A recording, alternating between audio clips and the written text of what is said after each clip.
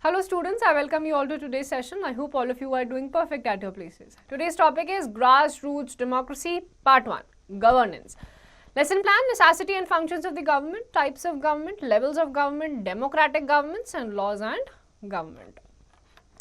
Now, necessity and functions of the government. It is extremely difficult for a man to visualize the nature of the state. The society in the ancient history discloses the people were uncivilized. Might is right would be the rule. Society needed development as it was ridden with so many problems in all spheres. For this, an institution was needed which could develop the society. The government is an institution which began to develop. Rules were framed and obeyed under pressure. The government is an indication of the civilization, and the government is one of the most important elements of a country, which represents the will of the country, implements it and runs the administration of the state. तो अलग civilization को disciplined बनाए रखने के लिए हर segment पे administrative units की जरूरत पड़ गई थी. That is how government came into existence. Now, with the introduction of the government, stability came to the society. Prior to it, there was a chaos and anarchy. Under the circumstances, no development was possible. The government not only secures the life of its citizens but provides them opportunities of progress. For example, the government should aim at developing its potential natural resources like building roads, railways, opening schools, hospitals, supplying electricity, etc. The government also has the responsibility to protect its people and their country from the external aggression and maintain friendly relations with other countries. It is responsible for the welfare activities of the people such as education, health and treatment, labor welfare, management of currency and banking. Even at the time of any disaster or calamity like the tsunami or an earthquake, it is the government that mainly organizes aid and assistance for the affected people. The government manages a system of justice for the people. If there is a dispute or if someone has committed a crime, you find him in a court. So courts are also a part of the government. You might be wondering how governments manage to do all this. The government gives us many rights and gives us protection. Also expect something from us. We ought to do our duty towards the nation. तो government हर level पे हमारे साथ खड़ी रहती है, हमें हमारे rights बताती है. वो कोई इन्फ्रिंज कर लेता है तो कोर्ट्स में हम जा सकते हैं. You have police for everything, for policing, but in return हमारी कुछ नेशनल ड्यूटीज भी बन जाती हैं. Can you right two things which government requires from its citizens. बहुत बेसिक चीजें हैं. आसपास गंदगी नहीं फैलानी है और मॉन्यूमेंट्स को खराब भी नहीं करना है. Now, when people live and work together, they need to be governed. Some rules have to be framed that are applicable to everyone. For example, there is a need to maintain law and order, control resources and to protect the territory of the country. The government does this on behalf of the people by exercising leadership, taking decisions and implementing them. Now, we have different levels of government. As we know that government is responsible for many different things. The government works at different levels, at the local level, at the state level and at the national or the central level. Let's begin with the local government. The local government means in your village, town or locality. It means that the local self-government includes village panchayat, district board, municipality, etc. The villagers and the people of towns get a chance to take part in the local self-government of their village or town. It provides basic amenities to the citizens of a village or a town or a city. It plays an important role in a democratic country. Dr. Bryce says the local government creates among the citizens a sense of their common interest in common affairs and of their individuals as well as common duty to care that these affairs are efficiently and honestly administrated. तो आसपास district level पे, village level पे जो आपकी governance होती है, we call it the local government. Then you have the state government.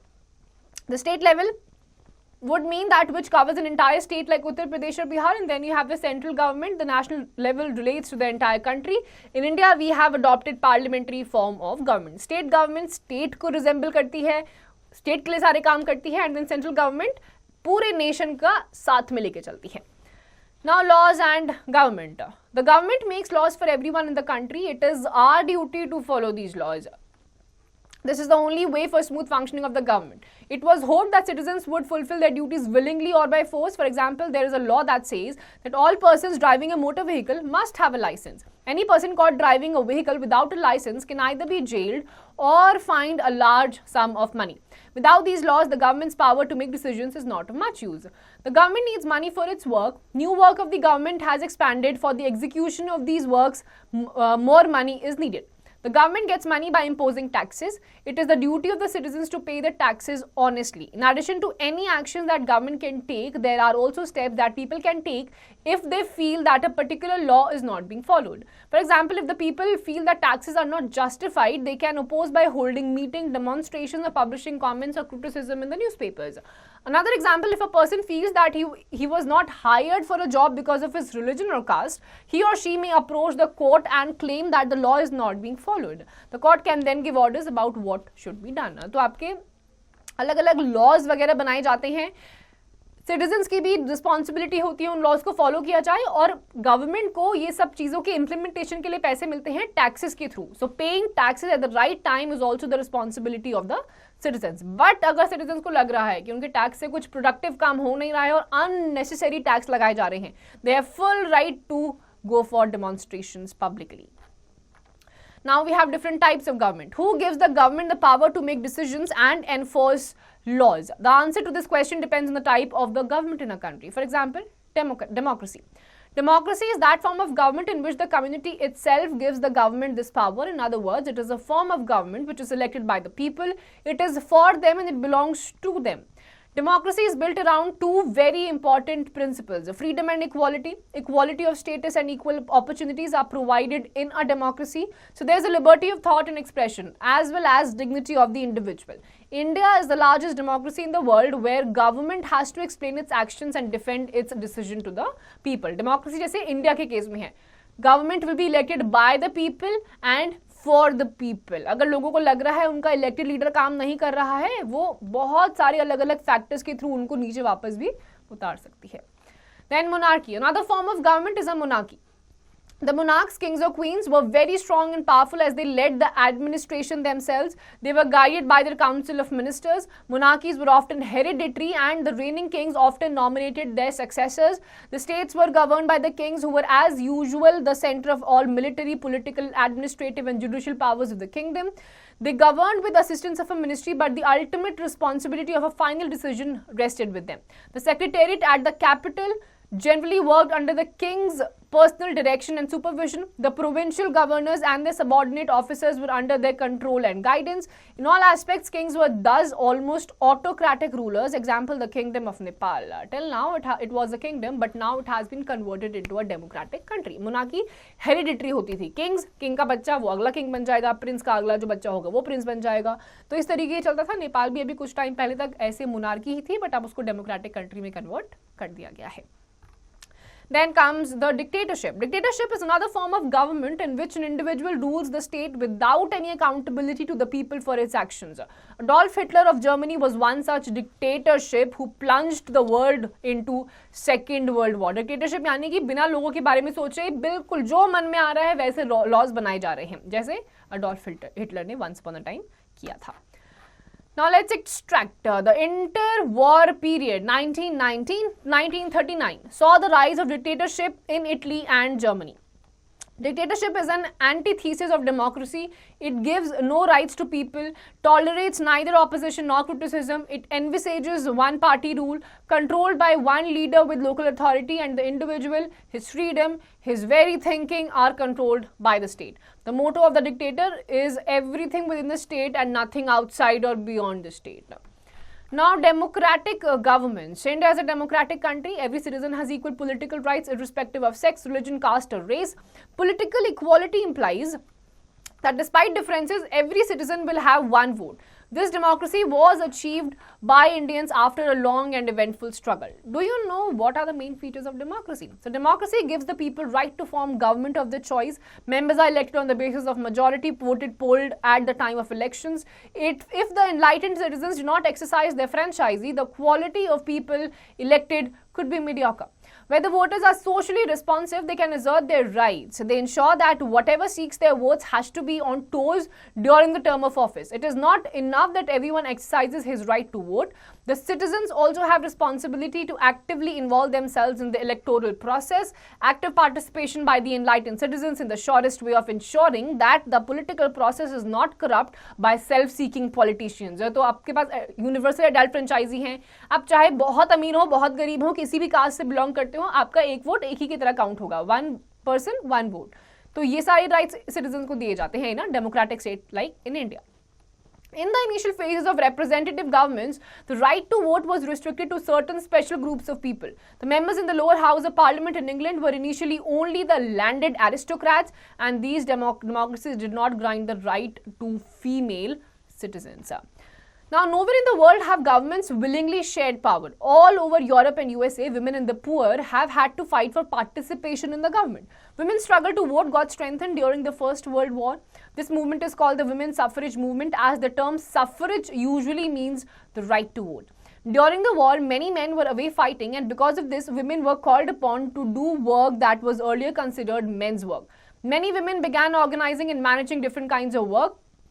And people saw this, they began to wonder why they had created so many unfair stereotypes about women and what they were capable of doing. So women began to be seen as being equally capable of making decisions. So उसके बाद आपके women ने बहुत actively participate करना शुरू कर दिया ताकि उनको भी equal opportunities दी जाएं.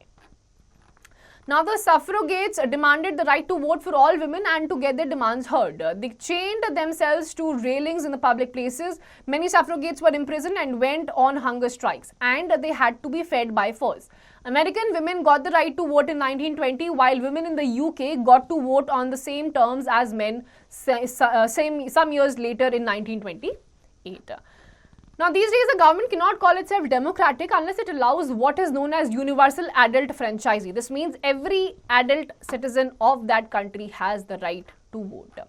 Now, adult franchisee means that the right to vote should be given to all the adult citizens without the distinction of caste, religion, class or sex. There should be no qualification of property, of education also. And only lunatics, minor, bankrupts, criminals and aliens are deprived of the right to vote, and all others are given the right without any distinction. But it was not always like this. Can you believe that there was a time when governments did not allow women and the poor to participate in the elections? तो पहले महिलाओं को और गरीबों को vote करने का right ही नहीं दिया जाता था. In earliest forms, government allowed only men who owned property and were educated to vote. This meant that women, the poor, the propertyless and the uneducated had no right to vote. In India, before independence, only a small minority was allowed to vote, and they, therefore, came together to determine the fate of the majority. Many leaders, including Gandhiji, demanded more political rights for the Indian people. Earlier in 1934, Congress had demanded that a constituent assembly should be elected by the universal adult franchisee to frame the Constitution of India. The people of India decided to make country a republic, and accordingly a new constitution was framed that became operative from January 26, 1950. The new constitution gives all the Indians above the age of 18 the right to vote. The constitution also grants all the citizens certain fundamental rights, including equality. The election process ensures that those who are entrusted with the powers keep themselves on their toes. Free and fair elections have enhanced the status of India and the community of democratic nation of the world. तो आपके constitution के enactment के बाद से ही हर इंसान को, every citizen above the age of 18 has the right to vote in this country. Now, glossary: constitution, a set of rules according to which a country is governed. Franchisee or suffrage, the privilege of voting for candidates for public offices. Universal adult franchisee, citizens who are 18 years of age or more have the right to vote without any discrimination of caste, creed, color, sex or place of birth. Now, let's recall the society in the ancient history discloses that people were uncivilized. Democracy is that form of government in which the community itself gives the people, gives the government the power. Another form of government is monarchy. India is a democratic country, and the constitution gives all the Indians above the age of 18 the right to vote. So this is the first part of your governance, which was actually seen in the democratic country, which is India. Now, exercise time: darken the correct circle in the OMR sheet. The 3 levels of government in India are central, state and local. Now, fill in the blanks. The government is an indication of the elections that take place, and they also govern different parts of the country. Now write T for true and F for false for statements. In dictatorship government, people elect the government. This is absolutely incorrect. False. Answer the following questions in few words. Name the two essential features of a democratic government. Time to time elections and the voting is done by the people, और जो आपका post होता है वो hereditary नहीं होता. Now answer the following questions in brief. Define government and why do we need it. Government जो आपके लिए काम करती है, elected by the people and for the people, and it is required because in a vast country, especially like in India, you need different government levels ताकि वो administratively हर जगह पे control कर सके. Now answer the following questions in detail. Why do we need a government? List 5 ways in which you think government affects your daily life. तो daily basis पे चाहे आपके आसपास की सफाई को मेंटेन करना हो, इलेक्ट्रिसिटी का सप्लाई हो, वाटर का सप्लाई हो, ये सारी चीजें अलग अलग लेवल्स पे गवर्नमेंट ही करती है. So students, with this we are done with this chapter also. Please go through the entire chapter once again properly, and the exercise questions, please do it yourselves.